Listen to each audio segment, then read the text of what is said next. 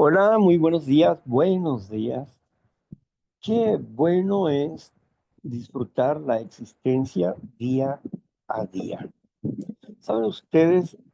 Me causa satisfacción poder escuchar a una persona que está buscando la recuperación y que hace comentarios como el siguiente.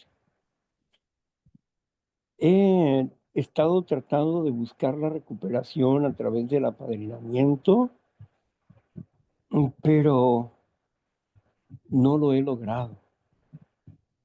Trato de hablar con la persona, con otra persona y otra persona, y al final siempre me abandonan. Y no he logrado la recuperación. Tengo tantos años en el grupo y no he logrado la recuperación. Y al explicarle sobre claves importantes de los pasos de recuperación para ayudar a comprendernos más rápido, entonces dice, pero nunca me han dicho esas cosas. No, es la primera vez que te lo dicen. Bien, porque las personas con las que tú has hablado no conocen las claves de la recuperación. Están repitiendo patrones de otras personas que no se han recuperado y que no creen en la sanidad de las emociones. No encuentran una diferencia entre una cosa y otra. Pero bueno, vamos a intentarlo y en un mes me dices qué ha pasado. Después de conversar un mes, me dices qué pasa contigo.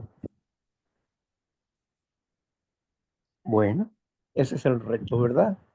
Si tú obedeces a principios como te lo mostramos, de seguro vas a tener una recuperación.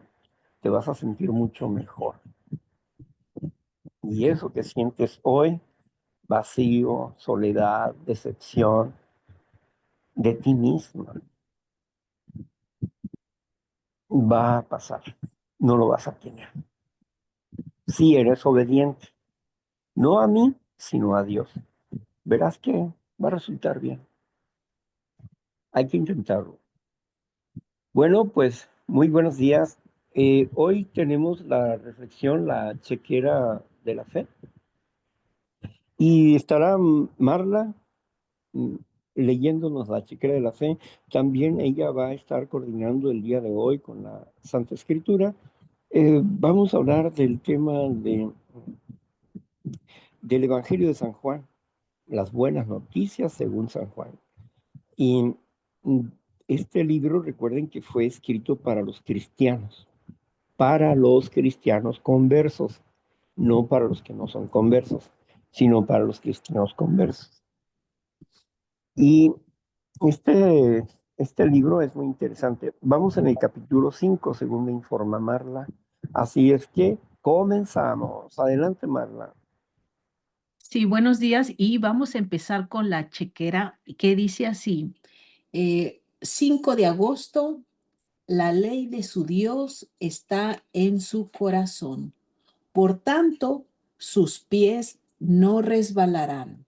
Salmo 37, 31. Pónganle la ley en su corazón y el hombre entero será recto. Allí donde debe estar la ley, pues entonces descansa como las tablas de piedra en el arca, en el lugar señalado para ella. En la cabeza confunde, en la espalda abruma, en el corazón sostiene. Qué palabra tan preciosa es usada aquí, la ley de su Dios. Cuando conocemos al Señor como nuestro propio Dios, su ley se convierte en libertad para nosotros. Dios con nosotros en un pacto nos vuelve ávidos de obedecer su voluntad y de caminar en sus mandamientos. Entonces me deleito en la ley, Aquí se nos garantiza que el hombre de corazón obediente será sostenido en cada paso que dé. Hará lo que es recto y por tanto hará lo que es sabio. La acción santa es siempre la más prudente, aunque en el momento no lo parezca. Cuando nos mantenemos en el camino de su ley, avanzamos a lo largo de la calzada de la providencia y de la gracia de Dios. La palabra de Dios no ha descarriado a una sola alma todavía. Sus claras instrucciones de caminar humildemente, justamente, amorosamente y en el temor del Señor son tanto palabras de sabiduría para prosperar nuestro camino como reglas de santidad para mantener limpios nuestros vestidos. El que camina rectamente, camina seguramente. Amén.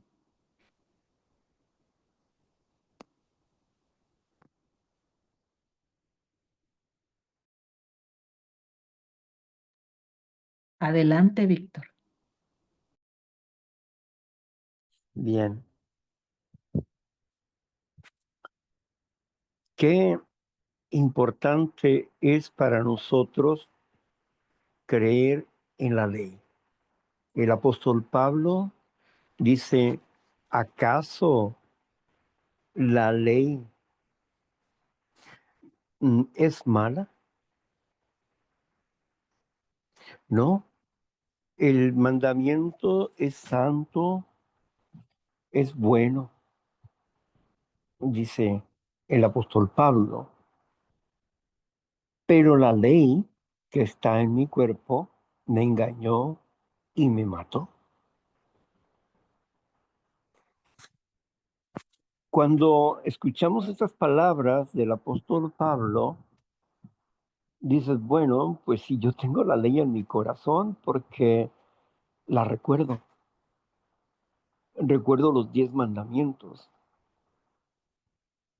recuerdo la intención primaria que debo de tener con respecto a los 10 mandamientos y deben de estar inscritos en mi corazón.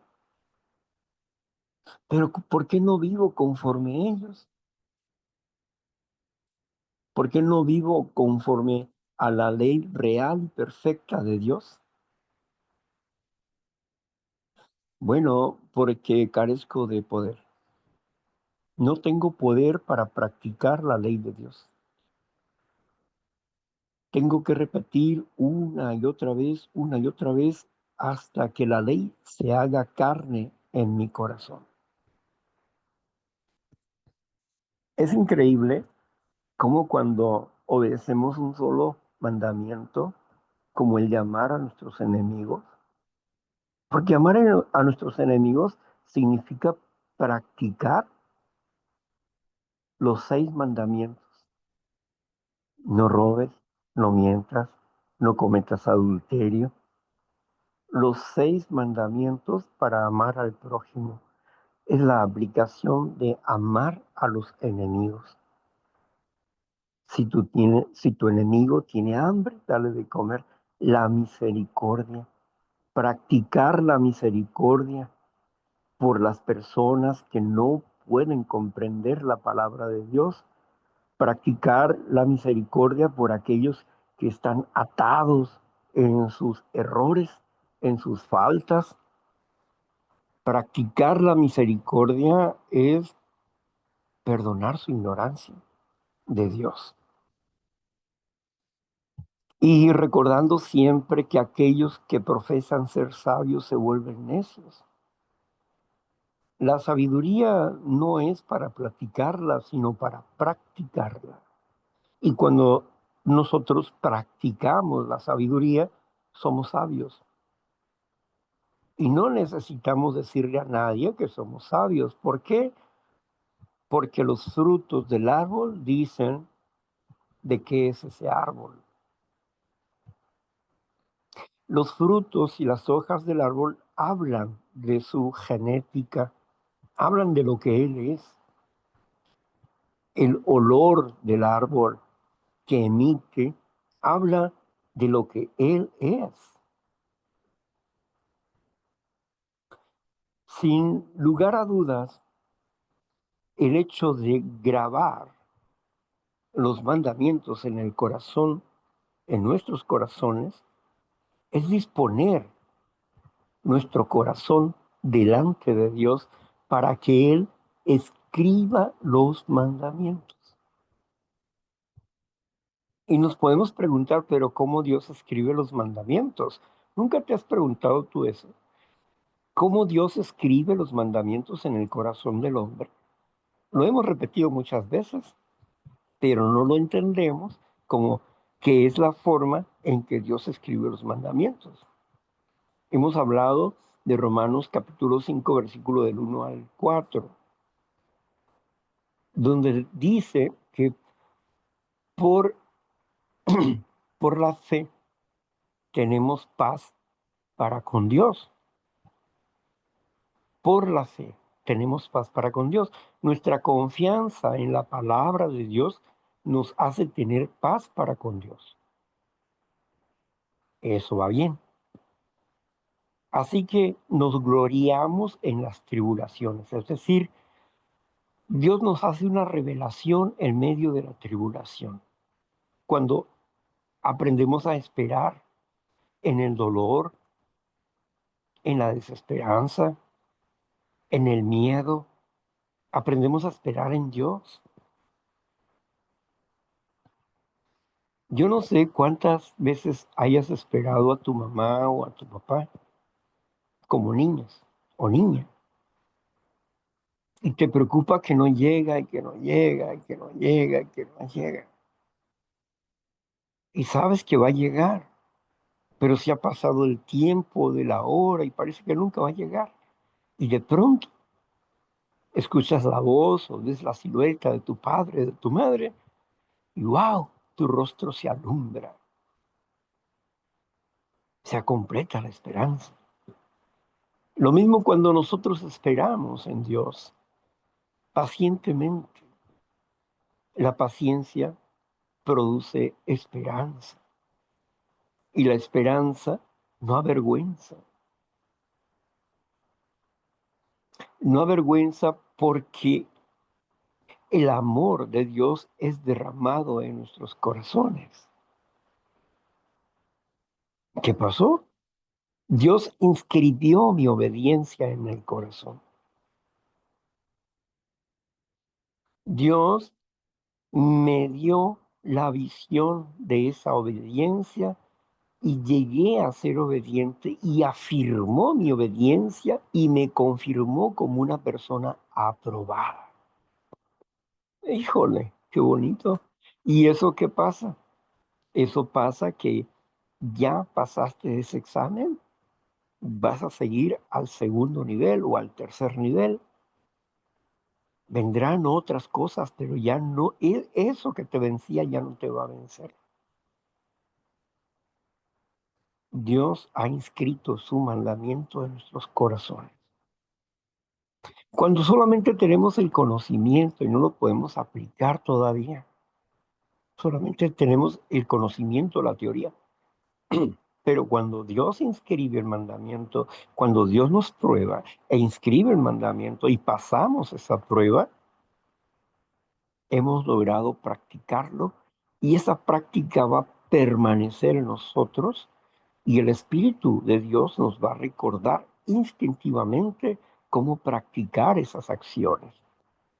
Híjole, tanto así, nuestras facultades mentales son poderosas en Dios para derribar todo argumento que se levanta en contra de la verdad. Entonces aprendemos a discernir entre lo que es correcto e incorrecto, porque estamos practicando la ley de Dios. ¡Qué maravilla! Y eso nos da vida aquí y ahora y nos afirma la vida eterna en el futuro. ¿No te parece grandioso? Bueno, bendición. Gracias Dios por esta breve reflexión. A ti sea la gloria y la alabanza hoy, mañana y siempre. en el amoroso nombre de Cristo Jesús. Amén. Bueno, pues ahora vamos con el Evangelio de San Juan. Claro que sí. Y voy a leer San Juan 5, 30 y 31 que vimos la semana pasada. Solo lo voy a leer como un recordatorio y los nuevos versículos van a ser más adelante. Entonces, dice así, no puedo yo hacer nada por mí mismo. Según oigo, así juzgo. Y mi juicio es justo, porque no busco mi voluntad, sino la voluntad del que me envió, la del Padre. Si yo doy testimonio acerca de mí mismo, mi testimonio no es verdadero. Eso vimos la semana pasada. Otro es el que da testimonio acerca de mí, y sé que el testimonio que da de mí es verdadero. Ustedes enviaron mensajeros a Juan y él dio testimonio de la verdad, pero yo no recibo testimonio de hombre alguno, mas digo esto para que ustedes sean salvos. Si le parece bien que me detenga ahí, Víctor, o quiere que lea un poco más. Lee otros dos versículos, por favor. Claro que sí. Pero yo no recibo testimonio de hombre alguno, mas digo esto para que ustedes sean salvos. Eso ya lo leí. Él era antorcha que ardía y alumbraba, y ustedes quisieron regocijarse por un tiempo en su luz. Mas yo tengo mayor testimonio que el de Juan, porque las obras que el Padre me dio para que cumpliese, las mismas obras que yo hago, dan testimonio de mí que el Padre me ha enviado. Bien, gracias, Marla. Qué hermoso es poder entender el Evangelio en las palabras de Jesús. Jesús está dando testimonio del, del, del Elías, Juan el Bautista. Es uno de los Elías. ¿Saben ustedes que la profecía a veces tiene tres, tres secciones en la historia?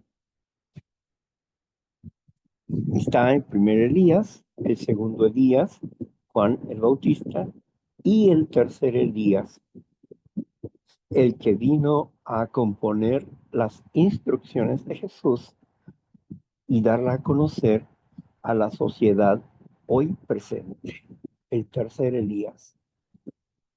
Y qué interesante es esto, porque um, este tercer Elías iba a reunir a la familia, es decir, iba a hablar de la familia, la importancia de la familia y cómo mantenerse en unidad con la familia.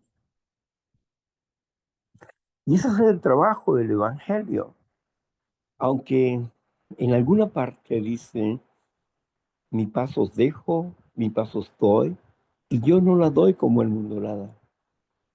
Y en otra parte dice, no he venido a traer paz, sino disensión entre los padres y entre los hijos.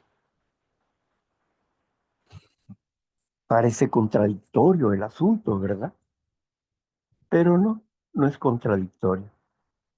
Cuando él dice, mi paz os dejo, mi paz os doy, está hablando acerca de que la paz que él tiene es permanente. Pero antes de llegar a esa paz permanente, tiene que haber una diferencia de opinión y de criterios dentro de la familia, para luego amalgamarse dentro del Evangelio. ¿Sí? Siempre que estamos reacomodando nuestros mundos interiores, primero viene el caos y luego viene la paz. Primero viene el desacomodo de todas las cosas y el reacomodo de nuestras ideas para empezar a tener paz. Y de eso es lo que habla Jesús, del caos necesario para poner las cosas en orden.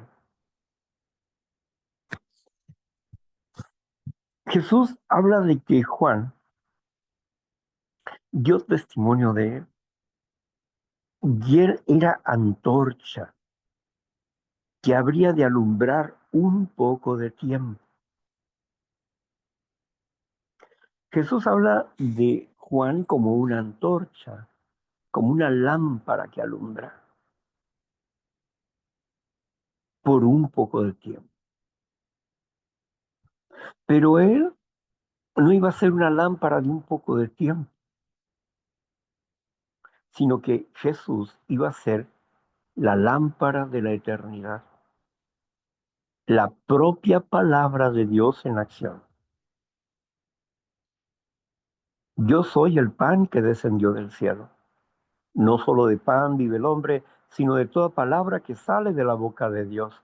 Cuando Jesús dice, yo soy el pan que descendió del cielo, está hablando que Él es la palabra de vida, el pan celestial que necesitamos para vivir. Es un pan espiritual que corrige nuestros pensamientos, nuestros sentimientos, ordena nuestro ser.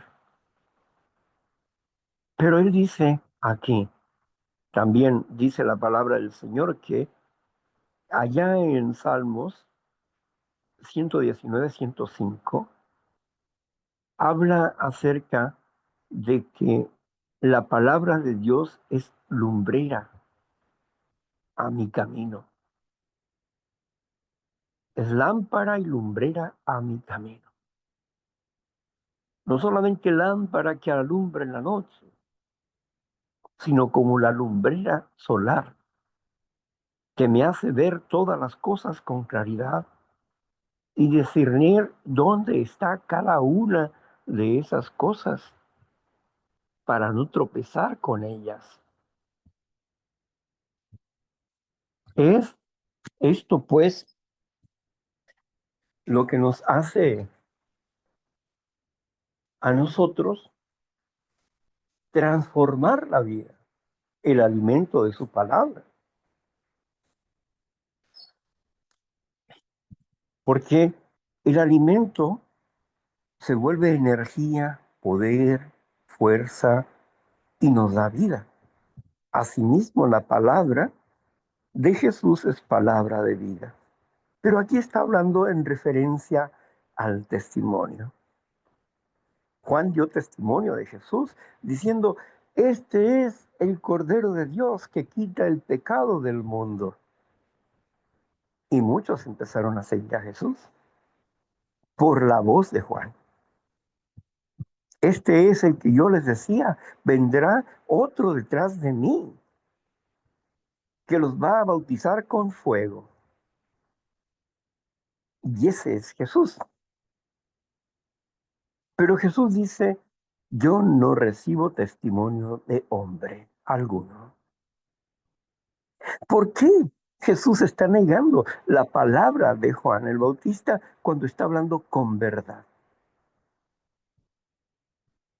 Porque no está negando a Juan el Bautista. Jesús está afirmando de que el Padre habló a través de Juan el Bautista. Yo no recibo testimonio de hombre, sino es Dios, el Padre que está en los cielos, da testimonio acerca de mí. Y yo testifico que el Padre está en los cielos. ¿Qué pasa ahí? Está haciendo a un lado al mensajero para entender que el mensaje que trae ese mensajero no es propio de su corazón o por inspiración personal o por deseos personales, no, es producto de la inspiración del Padre en su vida. Lo que está hablando ese mensajero es testimonio de Dios, del Padre eterno. ¿Quién crees tú que soy yo? Le dijo a Pedro. Y Pedro dijo, tú eres el Cristo, el Mesías. Eso no te lo reveló carne, sino mi Padre que está en los cielos.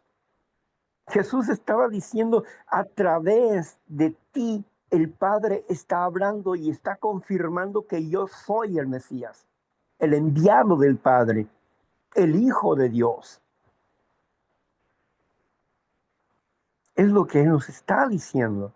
No está negando a Juan, está afirmando que es un profeta de Dios, es una boca de Dios y que vino para dar testimonio acerca del verbo de vida. Dios dio testimonio del Señor Jesús cuando entró a su bautismo y Él se levantó del agua. El cielo se abrió para escuchar la voz de Dios. Este es mi Hijo amado en quien yo me complazco. El Padre dio testimonio de Jesús y luego dice Jesús, y mis obras dan testimonio de que provengo del Padre. ¿Y qué es lo que dijo Nicodemo? Sabemos que has venido de Dios, porque ningún hombre por voluntad propia puede hacer las obras que tú haces. Nicodemo no estaba hablando por él, estaba hablando por un grupo de personas que reconocían en la oscuridad del anonimato, reconocían que Jesucristo era el Mesías. Y del anonimato salió José de Arimatea, ese rico que creía en Dios y que le dio, que creía en Cristo Jesús como el Mesías y que le dio una tumba nueva. Él y Nicodemo se presentaron ante Pilatos para reclamar el cuerpo. Y los demás siguieron en el anonimato. Había muchas personas judías que pertenecían a las sinagogas, que eran jefes de las sinagogas y que creían en Jesús, pero tenían miedo de los judíos y por eso no declaraban las cosas. Uno de esos llegó ante Jesús y le dijo, hey, ven a mi casa, mi hija está enferma. Y entonces, mientras él estaba hablando con Jesús, vinieron y le dijeron, tu hija está muy enferma y tu hija ha muerto, ya no molestes al maestro. Y Jesús dijo, ¿tú crees? Creo, Señor. Entonces fueron a su casa y cuando vio a la niña como de 12, 13 años muerta ahí, le dice Jesús, Tabita Kumi, levántate y anda. Tabita Kumi, levántate y anda. Y la niña se levantó y su padre se llenó de felicidad al ver su hija resucitada. Esa obra no la podía hacer un hombre común, tendría que ser de parte de Dios. Y ese jefe de la sinagoga, ¿cómo quedó su corazón? ¿Qué impresión tuvo en su corazón? Había muchos seguidores de Jesús que estaban en el anonimato. No se atrevían a seguirlos porque por la amenaza de los jefes de Estado de ese lugar, porque sabían que iban a poner en riesgo y peligro a su propia familia.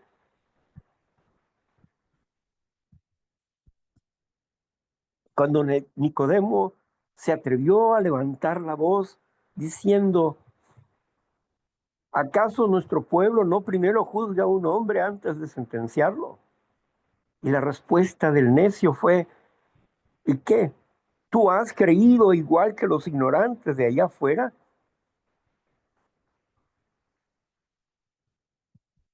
Escucha, léela, Escritura, le dicen todavía.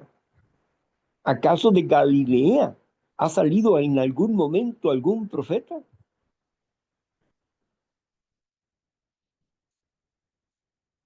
Pero no se acordaron de la profecía de Habacuc, donde hablaba de la luz que iba a tener Galilea en Belén. No se acordaron de esa parte. Tú, la que estabas en oscuridad, viste la luz. Era la profecía acerca del Mesías, pero ellos no podían verlo. Sin embargo, Nicodemo creía en Cristo. Intentó enfrentarse a las masas, pero no tenía él el poder para hacerlo. No le correspondía ese papel, no en ese momento. Pero él y José de Arimatea fueron, descolgaron el cuerpo, lo vendaron y les pusieron los aloes, lo ungieron como era costumbre y lo pusieron en una tumba nueva, como decía la profecía. Cuando dice Jesucristo que Él tiene frutos que atestiguan que Él es el Mesías. Y cuando Él dice, por sus frutos van a conocer a mis seguidores, tenemos que tener frutos. Y no es porque yo quiera tener frutos, sino que la sola naturaleza de alimentarse espiritualmente, y como decía la reflexión, el hecho de inscribir la ley en nuestros corazones a través de una práctica a veces dolorosa, dentro de la paciencia, dentro de la prueba, y cuando salimos aprobados, salimos gozosos y felices de esa prueba, dándole gloria y honra a quien merece la honra y la gloria. Damos testimonio de que somos hijos de Dios, que somos hijos de Jesucristo a través de nuestros actos como de nuestras palabras. No cabe la menor duda. Pero habrá quien no va a creer en nosotros, ni va a creer en los hechos ni en los frutos. Pero eso no debe de importarnos. Lo importante es que Dios sabe que somos sus hijos y yo sé que soy hijo de Dios. Eso es lo importante. Un día alguien dice, oye, si tú de dónde eres? Yo nací aquí en La Paz, Baja California Sur. Yo no lo puedo creer. Tú hablas diferentes a todos estos. Hasta que me muestres tu acta de nacimiento lo voy a creer. Pero es que yo no tengo por qué demostrarte nada. A ti, nada tengo que demostrarte. Te he dicho verdad y si no quieres comprender esa verdad, es tu problema, no el mío.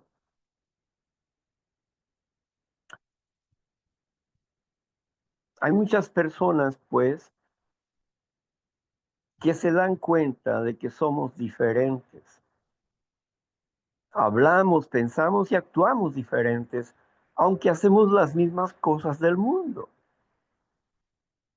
Vamos al mercado, hacemos compras, hacemos negocios, conversamos, igual que todo el mundo.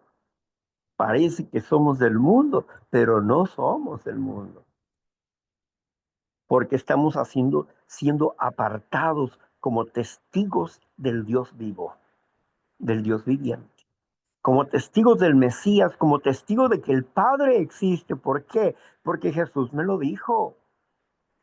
Existe un Dios. Tú eres el Dios. el único Dios verdadero. Y yo soy tu Hijo Jesucristo, a quien tú has enviado. ¿Y yo qué soy? Yo soy el cuerpo de Cristo, soy parte del cuerpo de Cristo que da testimonio de la presencia del Padre como del Hijo a través de su Santo Espíritu en nuestras vidas, porque hemos sido engendrados por el Espíritu de Dios. Pero esa seguridad la tengo yo, no los demás. Cada quien tiene su propia seguridad.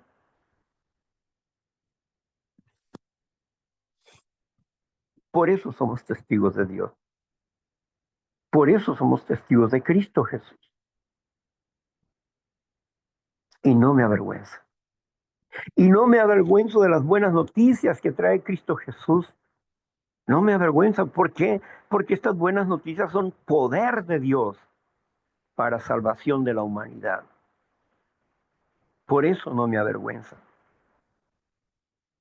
Y si a veces soy prudente para no hablar de Dios con las personas, porque esas personas en ese momento no tienen la disposición de corazón para escuchar la palabra, sino que tienen un corazón de disensión, de pleito, de discusión, sin entender la realidad del espíritu en la vida humana. Y por eso, al ser prudentes, no hablamos delante de la gente las cosas hasta que Dios nos hace hablar en tiempo y forma, en el lugar que tenemos que hablar, con la persona que tenemos que hablar. Y no tenemos miedo, ni nos avergonzamos, porque la esperanza no avergüenza. Y cuando creemos en Cristo Jesús, Él no se avergüenza de nosotros, de llamarnos hermanos, como nosotros no nos avergonzamos de llamarle a Él Hijo de Dios, sumo sacerdote, Dios mío. Porque Isaías lo dijo, Isaías 9:6. Porque un niño nos es dado y el principado sobre su hombro. Y llamarás a su nombre admirable, Dios fuerte, Padre eterno, príncipe de paz. Él es el poder y la sabiduría de Dios, el Mesías, el deseado de toda la gente. Toda la gente desea paz, serenidad, bondad, amor, pero no pueden tenerlo. Solo los elegidos tienen la paz de Cristo en sus corazones. ¿No es maravilloso eso, ser escogidos por el Dios bondadoso para que nosotros, muertos en nuestros delitos y pecados, resucitemos a una nueva vida para dar testimonio del Espíritu de Dios en este mundo? De lo perdido, de lo perdido de esta sociedad, de lo desechado de esta sociedad, ha escogido Dios para avergonzar los sabios de este mundo. Yo era esa basura. Yo era ese ser perdido y desechado por la sociedad. Y yo mismo era desechado por mí mismo. Pero Dios me levantó dentro de la basura para avergonzar a los sabios de este mundo. Lo que ellos no pudieron hacer, el Rey de Reyes lo ha hecho. ¿Cómo no vamos a dar testimonio de esto? De quien nos ha dado vida en abundancia. ¿Quién puede callar tal maravilla? Solamente que seamos malagradecidos. Pero si tenemos agradecimiento en nuestra alma, aún contra toda la imperfección que uno pueda tener, daremos testimonio de la gloria de Dios. No de mi perfección, no, sino de la gloria de Dios que es perfecta, del mandamiento que es santo, justo y bueno. De eso daremos testimonio. Entendiendo mi proceso de cambio, de transformación, entendiendo del amor que se ha derramado en nuestros corazones. Alabanza y gloria al Dios viviente, porque Dios, el Señor Jesucristo no está crucificado. El Señor Jesucristo no está crucificado ni está en una tumba. El Señor Jesucristo está a la diestra del Padre y está al cuidado de la congregación, de su grey, de su manada pequeña. Y su manada pequeña son la niña de sus ojos. Es el cuidado que Él tiene de nosotros. Es el buen pastor y sus ovejas oyen su voz y lo siguen. ¿Estamos convencidos de eso? Yo estoy convencido de eso. Y por eso estoy aquí, con todas mis faltas y mis errores, estoy aquí, delante de la presencia de Dios. Porque Él me ha llamado para eso. No me ha llamado para ser perfecto hoy, sino para que hable de su perfección. Aunque su verdad vaya en mi propia contra, porque soy imperfecto. Él es el perfecto. Y anuncio la perfección de Dios, no mi propia perfección o mi propia versión de lo que yo soy. No, no.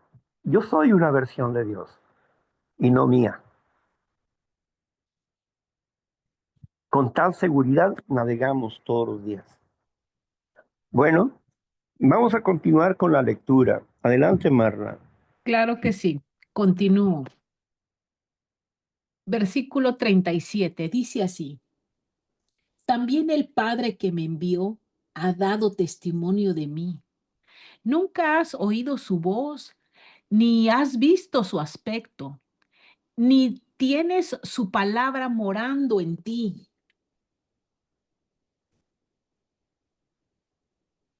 porque a quien él envió, ustedes no le creen.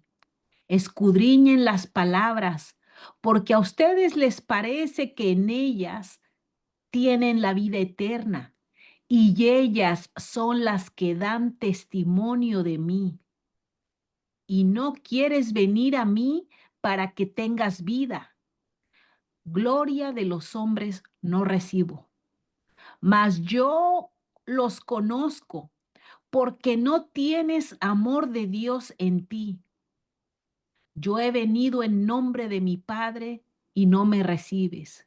Si otro viene en su propio nombre, a ese recibes. No sé si quiera que lea un poco más o ahí me detengo.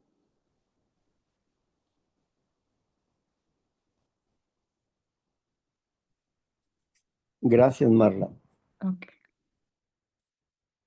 Ustedes estudian las escrituras porque creen que en ellas está la vida eterna y ellas hablan de mí. Aquí no es eh, de decir estudien, no. Dice, ustedes estudian las escrituras porque creen que en ellas está la vida eterna y las escrituras dan testimonio de mí. Jesús estaba diciendo, yo soy la vida eterna, pero mi palabra no haya cabida en ustedes, por lo tanto ustedes no tienen amor de Dios, porque si tuvieran amor de Dios, creyeran en mis palabras, pero ustedes no tienen amor de Dios. A pesar de que estudien las escrituras y que crean en ellas, ustedes no tienen amor de Dios. ¿Acaso Jesús estaba haciendo una acusación o estaba aseverando una realidad? Estaba aseverando una realidad. Ustedes no me aceptan a mí, que vengo de parte del Padre. El Padre da testimonio de mí, yo no recibo testimonio de hombre alguno. Y vengo en mi nombre. Pero si alguien viniera en su propio nombre, cualquiera eminencia de esta sociedad, lo recibes. Pero a mí no me recibes. Porque el amor de Dios no está en ustedes. Jesús estaba reclamando y estaba hablando del versículo 4. ¿Recuerdan usted lo que dice el versículo 4 en el capítulo 1 de San Juan? 1:4. A ver, Marla, ¿quieres recordarnos? Es 4 y 5, me parece. Veamos. Sí, Capítulo 1, versículo 4 y 5.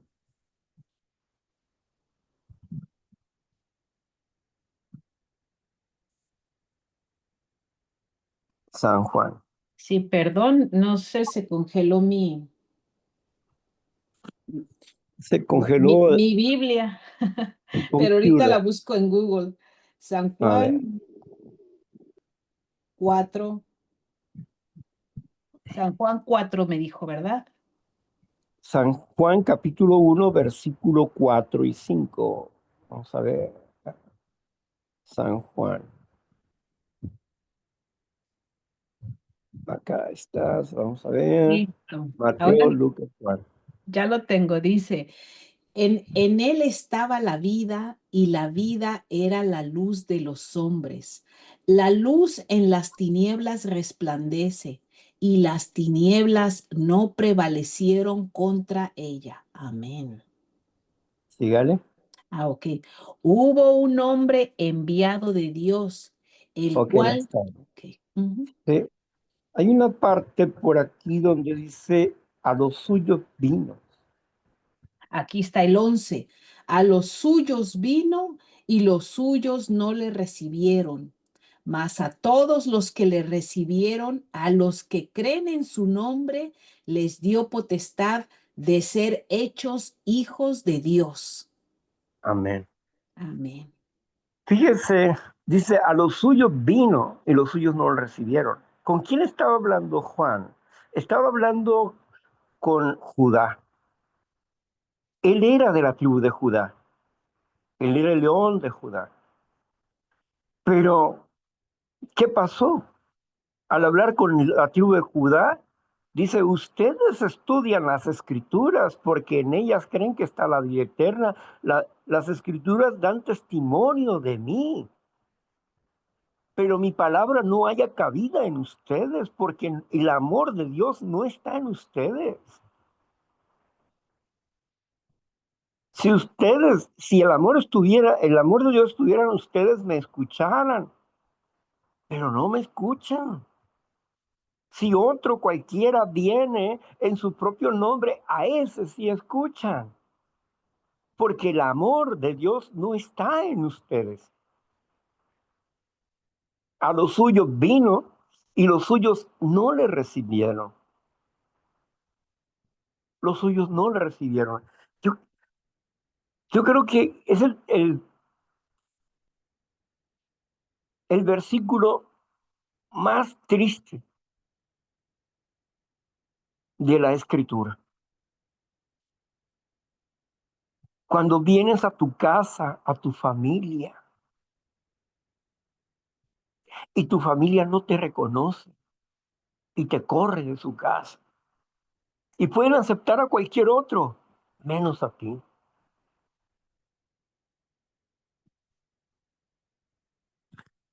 Es triste eso, ¿no? Es doloroso, es penoso. Si simplemente cuando estamos siendo codependientes, sufrimos porque sentimos que mi mamá o mi papá no me quiere. Y solamente lo sentimos y tal vez sea una mentira y lo sentimos y nos sentimos abandonados y lejos y sufrimos. A los suyos vino y los suyos no le reconocieron. Pero a todos aquellos que creen en su nombre, que creen en su propósito, que creen en sus doctrinas, que creen en sus enseñanzas, a esto les dio autoridad de ser hechos hijos de Dios. ¿Qué dijo? Ustedes estudian las escrituras porque en ellas creen que está la vida eterna y ellas dan testimonio de mí. Yo soy el camino, soy la vida. Estoy aquí presente para darles vida, pero ustedes no pueden creer porque sus corazones están entenebrecidos, llenos de soberbia, de ambición y de codicia. Y mi espíritu no puede estar con ustedes porque ustedes no lo aceptan. Qué tristeza, ¿no? Qué doloroso saber que al que tanto esperas durante muchos años, llega y no lo conoces, como la canción de Penélope. Se fue su amor y se quedó esperando a su amor, allá viendo al tren pasar, en la espera de su amor. Y cuando regresa ese amor y le dice, hey, aquí estoy, Penélope, soy tu amor. Y ella dice, no, tú no eres mi amor. Había pasado mucho tiempo. Penélope había quedado mal de su cabeza y no pudo reconocer su amor. Asimismo, asimismo, sucedió con el pueblo judío que esperaba amorosamente al Mesías, pero cuando llegó no pudo reconocer al esposo,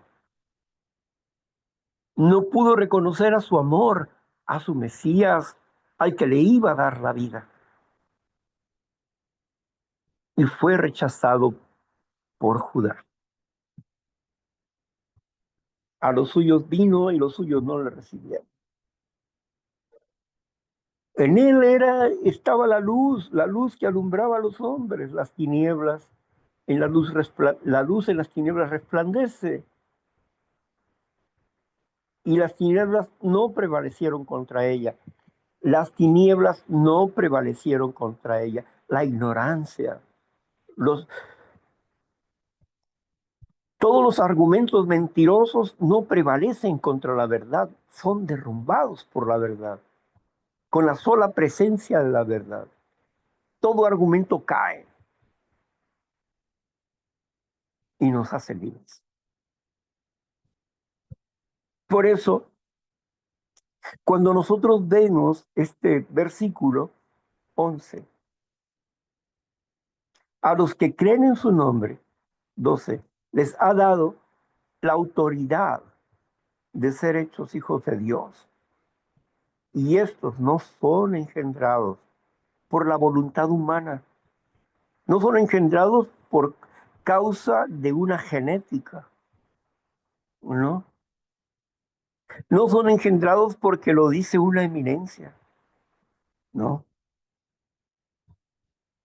Sino son engendrados por el Espíritu de Dios, por la palabra que penetra a nuestras vidas y se hace carne.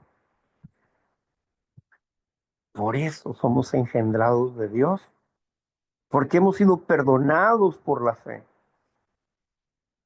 Hemos sido limpiados y fortalecidos día a día para hacer su santa voluntad,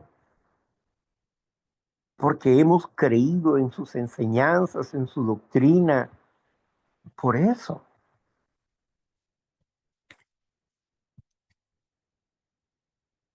qué precioso es el pan de vida que descendió del cielo. Eso nos trae una controversia social, pero eso no importa. La incomodidad que me pueda dar la palabra de Dios frente a la sociedad que me rodea no me importa. ¿Por qué? Porque estoy cómodo en Cristo Jesús, porque estoy seguro en su refugio, en su amor, en su esperanza, en su poder, en su gracia, en su misericordia. Estoy seguro en Él. Y aunque un ejército acampe alrededor de mí, no temeré mal alguno. Y si el Cristo no está cuidando la casa, en vano vela la guardia. Si el Cristo no está en este templo, que es mi cuerpo, en vano vela la guardia. En vano. Y no importa cuánta seguridad ponga, en vano vela la guardia. Por eso nuestra esperanza está en el amor que Dios nos derrama cada día, en su palabra, en su gracia, en el conocimiento de la vida, en el poder de la práctica de sus mandamientos, en el conocimiento de, Padre, ¿cuál es tu voluntad el día de hoy? Y dame el poder para ejecutarla, para hacerla. Te lo ruego. Quiero desgastarme en ti. Ayúdame.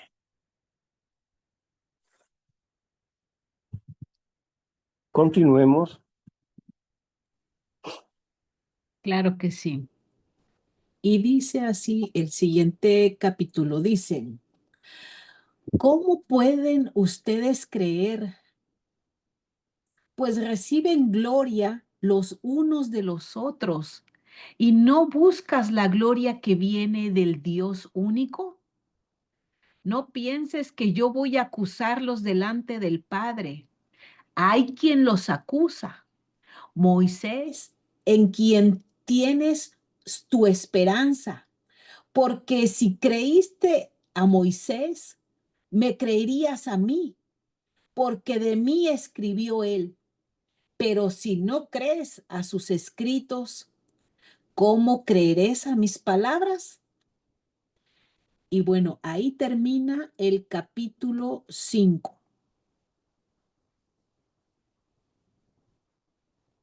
¿Quiere que continúe con el capítulo 6?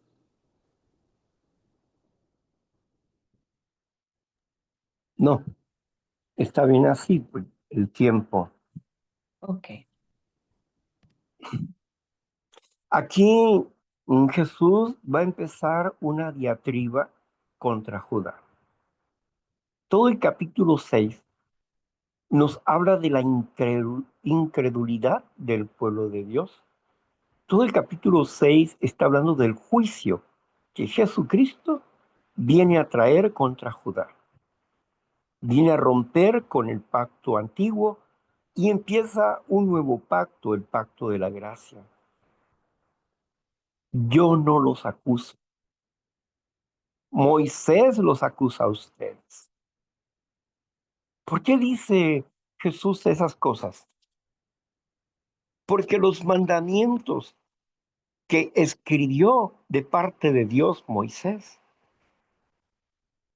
acusan al pueblo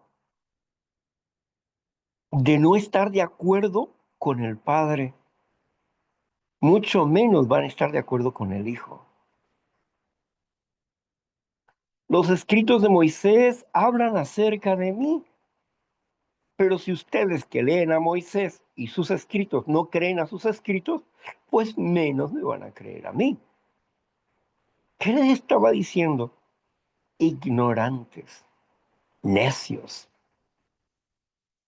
Profesando ser sabios, se hicieron necios. Se quedaron en la oscuridad de su entenebrecido corazón. La luz no pudo penetrar a sus corazones por la dureza de sus pensamientos. Estaban inmersos en tradiciones que pisoteaban los mandamientos de Dios. Y Jesús se los estuvo declarando de manera constante: están equivocados, están errados, lean bien la escritura.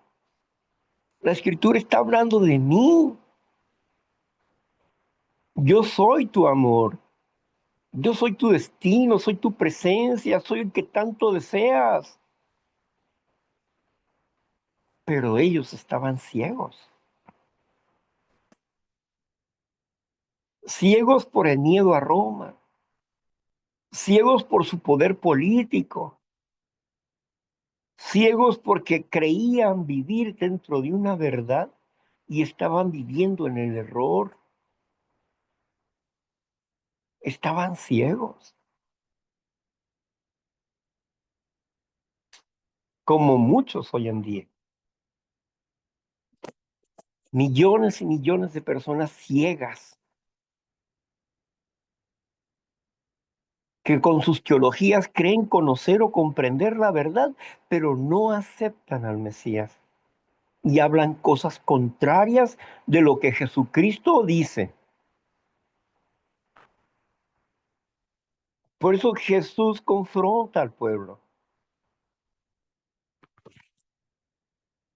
Si ustedes creyeran a Moisés, creyeran en mí, pero como no creen lo que está escrito, tampoco creen en mí. ¿Cuántas veces hemos dado testimonio a las personas con la Biblia en la mano de que viven en un error? Y las personas se molestan, se enojan, como ellos también se enojaban y estaban molestos y querían matar a Jesús. Y así como en su entenebrecido corazón querían matar a Jesús y llegaron a matarlo, así también, como aquellos fariseos, las congregaciones de hoy en día nos echan de sus templos, nos echan de sus vidas porque no concordamos, porque ellos estudian la escritura y la tratan a su manera y no reconocen las palabras de Jesús, igual como esos fariseos. ¿Qué no has leído los 4 mandamientos? Yo soy el eterno tu Dios que te saqué de la tierra de Egipto, de casa de servidumbre. No tendrás dioses ajenos delante de mí. No te harás imágenes de lo que está en el cielo, en la tierra o debajo de la tierra. No te harás imágenes de aves, cuadrúpedos, hombres, etcétera. Ni te inclinarás a ellas para adorarlas, porque yo soy el eterno tu Dios, fuerte y celoso, que visito la maldad de los padres sobre los hijos hasta la tercera y cuarta generación, pero hago bondad a millares de aquellos que, a millares de ellos, de aquellos que guardan mis mandamientos. ¿Qué no es claro eso? No está claro el testimonio de Dios ahí, diciendo lo que no le agrada, pero mucha gente es como los que le reclamó Jeremías, allá en el capítulo 44 de Jeremías. Señores, no adoren a las imágenes, no adoren a dioses falsos. Y las mujeres respondieron: nosotros vamos a adorar a la reina del cielo, porque ella es la que nos da la vida. Por eso venimos a hacerle pan y fiesta a la reina del cielo. Y nuestros maridos están de acuerdo con nosotros, por eso nosotros venimos aquí. Y a ti, Jeremías, profeta del Dios Altísimo, no te vamos a hacer caso. Y Jeremías insiste y dice, esa imagen, ese Dios es falso. Y Él no les ha dado a ustedes el alimento ni la vida, sino el Dios eterno. No te oiremos, Jeremías. Entonces habló la voz de Jeremías para decirle al pueblo judío, al pueblo de Israel judío que estaba en Egipto, y le dijo, por cuanto me has desechado de tu corazón, no volverás a mencionar mi nombre, nunca más. ¿Y qué sucedió? ¿Por qué hablamos del tetragrámetron como el nombre de Dios? YHWH. ¿Por qué tuvieron que ponerle vocales para darle un sonido? Algo que se acercara a la realidad de Dios. ¿Por qué perdieron el nombre y por qué el nombre fue impronunciable? Por causa de su idolatría. Solamente por eso. ¿Cuál reina del cielo estaban adorando? Estaban adorando a la diosa de la fertilidad, a esa diosa, Astarte, la diosa de Egipto. Una imagen.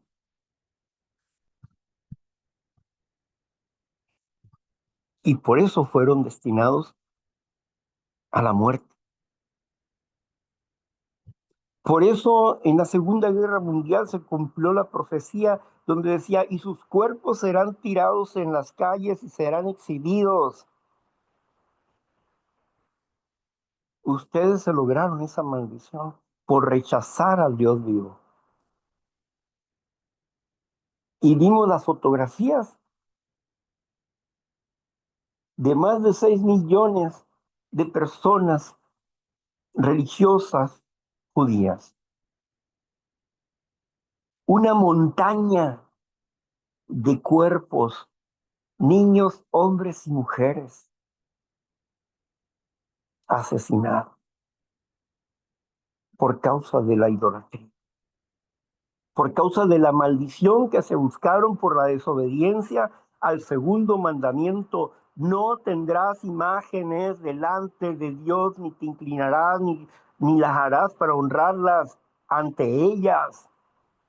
Dios aborrece la idolatría. Y eso es en cuestiones de imágenes. Pero entendemos que hay otros tipos de idolatría, lo comprendemos perfectamente. Y es eso lo que estamos peleando para sacar la idolatría de nuestras vidas, para honrar al que realmente merece honra y no ser como un pueblo ciego y torpe, un pueblo que se comportó como un topo delante de la luz. No pudo ver. Dios llamó fuertemente la atención a su pueblo, fuertemente la atención, pero ellos rechazaron al Dios vivo, como lo rechazaron en el diluvio. Así también lo rechazaron y dejaron de pronunciar el nombre de Dios. Cuando yo estudié sobre el tetragramatón y que dicen, no, pues es que estas personas tenían tanto temor en el nombre de Dios que entonces se bañaban 7 veces, limpiaban 7 veces las plumas y para poder escribir el nombre de Dios. Pero como se volvió un nombre impronunciable por el tercer mandamiento. El tercer mandamiento, ¿qué dice? El tercer mandamiento habla, no tomarás el nombre del Señor tu Dios en vano, del eterno tu Dios en vano, porque no dará por inocente al que lo tomara en vano. No dará por inocente al que lo tome en vano. O sea que hay un juicio sobre esa persona o sobre ese pueblo. Y hubo un juicio sobre ese pueblo porque tomaba el nombre de Dios en vano. Tercer mandamiento.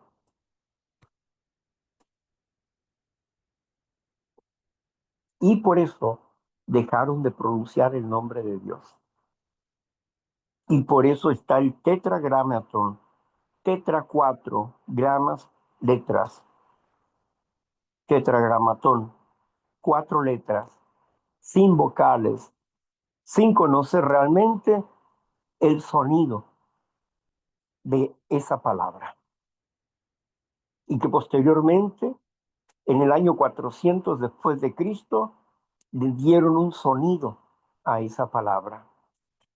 Yahvé, Yahweh, Jehová, etcétera.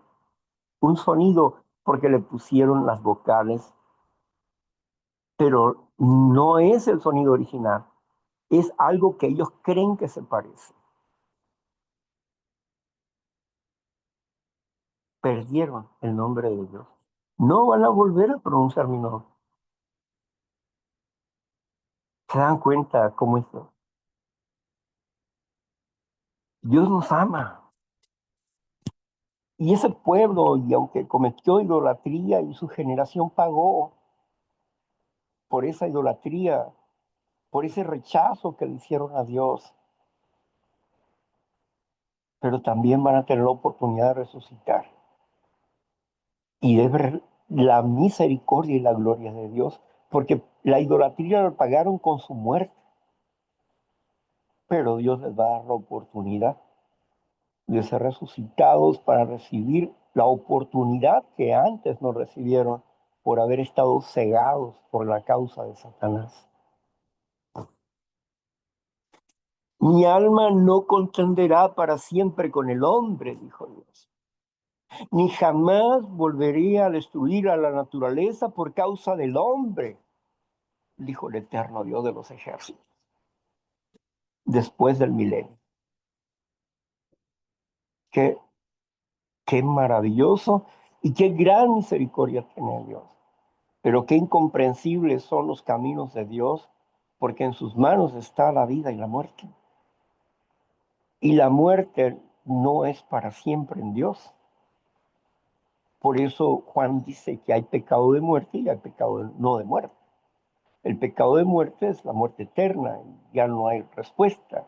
Pero el pecado de muerte, el que hace que tu cuerpo muera y sin conocer a Cristo, se te dé una oportunidad, no otra, porque hay una sola oportunidad. Para mí, esta es mi oportunidad. Para ellos será la oportunidad cuando sean resucitados y entren al reino milenial. Entonces será la oportunidad de ellos.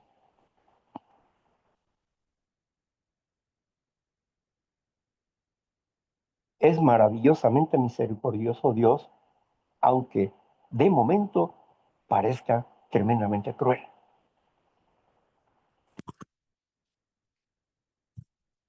Cuán insondables son tus caminos. Cuán incomprensibles para la mente tus caminos y tus planes, tus proyectos, oh Dios eterno. Cuán maravillosos son. Bueno, pues hasta aquí vamos a dejar nuestra conversación el día de hoy, ¿verdad? Que yo creo que hasta nos pasamos. Bien, muchas gracias. Gracias, Señor Jesucristo, por todo lo bueno que tú nos das. Ahora, pues vamos a cerrar aquí la grabación para continuar con lo siguiente.